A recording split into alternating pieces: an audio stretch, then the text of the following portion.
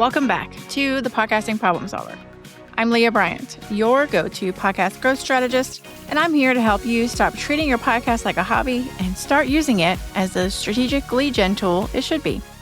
Here's a question. How many episodes have you published in the last year? Now, here's a follow-up. How many of those episodes are really working for you right now?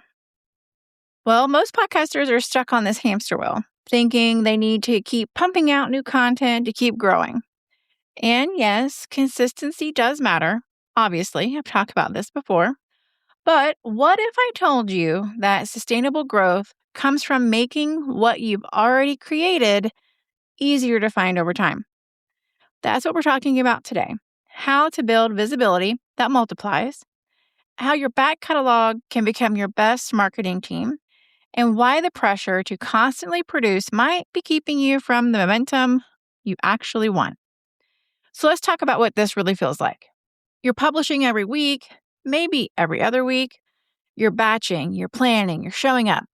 And when a new episode drops, you see that little spike in downloads, maybe a share or two, and it feels really good for a minute. And then nothing. The episode just kind of sits there. It's not getting discovered by new people. It's not pulling its weight. And so you think, okay, I just need to publish the next one and maybe that one will hit. So you do. And the cycle repeats. Meanwhile, you've got this entire library of episodes just sitting there. 20 episodes, 50, maybe it's 100. All that work you put in, the research, the recording, the editing, and they're just basically collecting dust. I want to share a painful truth with you. If your episodes are not optimized for discoverability, they're only really working during the week that they're published. And that means you're constantly starting from zero. So let's talk about stacking visibility, because this is where things get really interesting. So you know how compound interest works, right? You put money in, it earns interest, and then that interest starts earning more interest. So over time, the growth accelerates without you doing more work. Well, podcast SEO works the same way if you set it up right. So when you optimize an episode for discoverability, it doesn't just work during the week it's published. No, friend. It keeps getting found in search results, in platform recommendations, in the quote-unquote related episode feeds. Every listen it gets tells the algorithm, aka those robots, hey, this is relevant for this topic, which means it's more likely to get shown to the next person searching for the same thing. So what does that mean? Well, one well-optimized episode from 6 months ago can keep bringing in new listeners today. And those listeners might just go back and listen to other episodes, which signals to the algorithm, those lovely robots, that your entire catalog is valuable, which makes your next episode easier to discover. That's compounding. And the problem is that most podcasters don't really optimize and then they just move on. They're not thinking about how that episode will continue to work for them in 3, 6, or 12 months from now. And that's where the momentum gets lost. All right, so here's a question I get all the time. Leah, should I be going back and fixing old episodes, or should I focus on making new ones better? And my answer is both. But, always a but, strategically. And here's what I mean. If you've got episodes that are already performing well, as in they are getting steady listens, showing up in your analytics consistently, those are your compounders. Those are the ones worth optimizing further, right? So we want to update the title if it's too vague. We want to make sure the description is on point with SEO, all the good things, right? The hook at the beginning. Because every small tweak to an episode that's already working, well, that is only going to double or triple its reach without you recording a single new minute of content. Great, right? On the flip side, if you've got an episode that maybe never really landed, you have to ask yourself, is the topic still relevant? Is there a search demand for it? Because if the answer is no, your time is better spent creating something new that will actually fill that gap. Now, here's the tricky part about analyzing your own catalog. You don't have that pattern recognition yet, okay? You're looking at your dashboard thinking every episode should perform the same way. Or you're anchoring to the episodes you personally loved recording, but the algorithm doesn't really care about our feelings. I know it should, but it doesn't. It cares about structure, clarity, and search demand. I can't tell you how many times I've run a Get Found audit and discovered that the episode of a podcaster thought was a dud is actually their best performer for bringing in cold traffic. Or the opposite. The episode they're most proud of has a title so clever that no one's really searching for it. You need outside eyes, someone who can read that data without the emotional attachment. So here's the lens I use. Would this episode answer a question someone is actively searching for right now? If it's yes, then I want you to optimize it. If it's no, let it rest and create something that will. And I get it. Download spikes, they feel good. You publish an episode, you promote it, you see that little bump in your dashboard. Hello, dopamine hit, right? Check, check. But what most podcasters don't realize is that that spike doesn't mean anything if the episode stops working after 1 week. What builds a sustainable show is when episodes keep getting discovered months after you publish them. When someone finds episode 47 because they search for a specific problem, and then they listen to episode 12, and then they listen to episode 31, and then listen to episode 62 because the algorithm served them up as related content, that's backlog visibility. And it's the difference between a podcast that requires constant hustle to maintain and one that grows while you're off living your life. So think about it this way. Would you rather have 100 episodes that each got a spike and then went quiet, or 50 episodes that keep bringing in new listeners every single week? I mean, I know which one I would go with. And that math is pretty clear, right? I want to tell you about a client I worked with last year. Jen is a business coach, and she'd been podcasting for about 2 years when she came to me. She had over 90 episodes published. She was showing up every week like clockwork, and she was exhausted because even though she had this massive library of content, her downloads were plateaued. She'd get a little bump when a new episode went live, and then nothing. She felt like she was running in place and going nowhere. So when I pulled her analytics, here's what I found. About 70% of her listeners were happening in that first week. And after that, the episodes just basically disappeared. People weren't finding them, and the algorithm wasn't recommending them. They were just sitting there, collecting dust.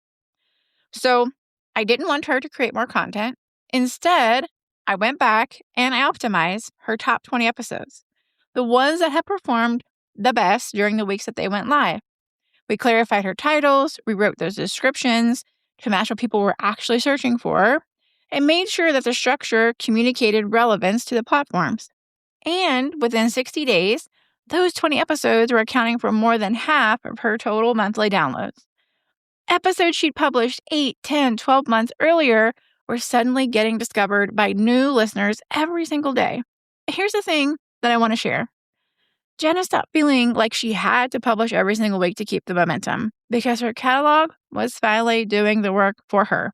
And that's what compounding visibility looks like in practice. That kind of catalog analysis, figuring out which episodes to optimize, which ones to let rest, where the actual opportunities are hiding, that's the foundation of every Get Found audit that I run because most podcasters can't see their own patterns. You're too close. You remember the episodes that felt good to record or got nice comments, but you can't always see which ones the algorithm is really trying to work with. Anyway, more on that in a minute. Let's talk about what sustainable momentum actually looks like, because I think there's some confusion here. A lot of podcasters think momentum means more downloads every single week. And sure, that's one measure. But real momentum, it looks like this. Your podcast keeps attracting new listeners, even when you take a break. Your back catalog becomes a referral engine. You start seeing listeners convert to leads from episodes you published months ago. And people are finding you through search instead of just through social media hustle, okay? And that, my friends, is momentum phase of my Seamless Podcast Framework. It's when your podcast starts generating growth on its own because the foundation is built for discoverability. The structure is clear, and the visibility is stacking over time. For an example, I will use my own podcast. The beginning of January, my grandmother had passed away. I had taken some weeks off of my podcast suddenly. I didn't have anything pre-recorded. I just didn't publish anything. And you know what? January was my highest month of downloads since my podcast has been in existence, even with taking a break. Because you know why? Because my old episodes are optimized and they were pulling the weight. They were doing the work for me. And the beautiful thing is, once you've got that kind of momentum, you can actually ease up on publishing pressure, right? Without losing ground. If you skip a week, totally fine. I'm not saying that you should, but if you wanted to, you can focus on creating fewer, better episodes because you know your catalog is working for you in the background. That's sustainability and strategy.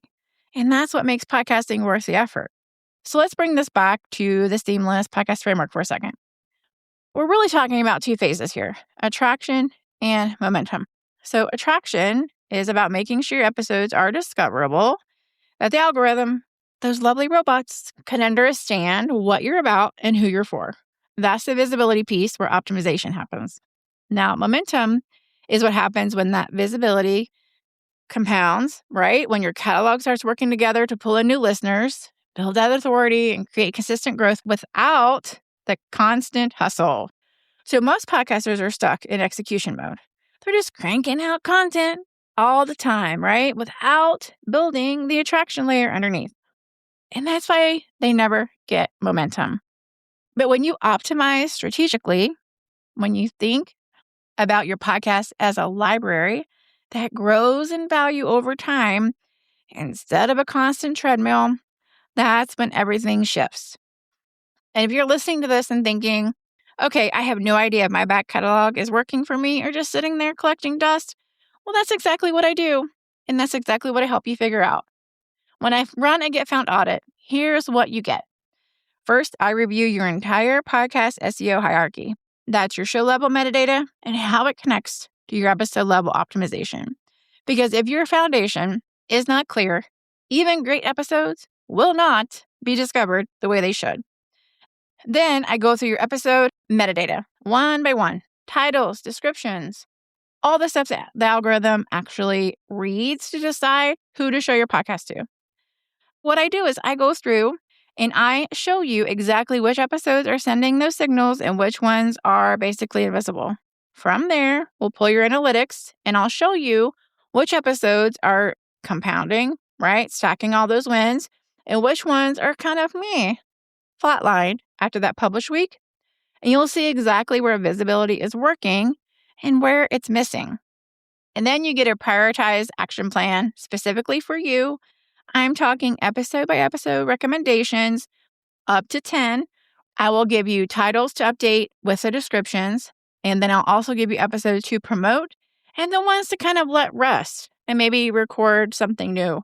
We also identify your quick wins. And these are episodes that are this close to breaking through, but need maybe one or two tweaks to start that compounding visibility.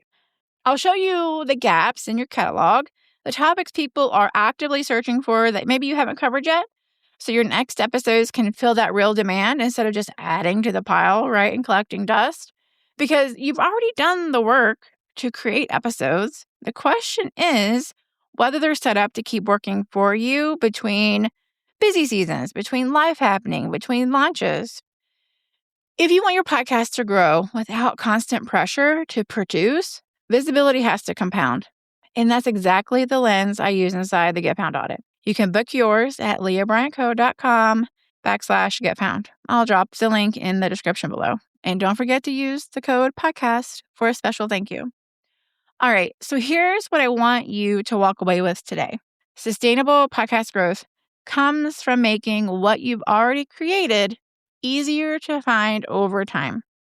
Your back catalog isn't just old content. Do not record it and just let it sit there. No, it's a compounding asset if you treat it that way, okay? So stop thinking you have to publish every week to keep momentum and start thinking about how every single episode you create can keep working for you long after you hit publish. That's the shift and your strategy. And that's how you build a podcast that really supports your business instead of draining your energy. If this episode hit home, send it to a podcaster friend who needs to hear it. And if you're not already subscribed, go ahead and hit that button so you don't miss the next one. And remember, keep your podcast purposeful, keep that back catalog working for you, and keep your growth seamless. And I'll see you next time.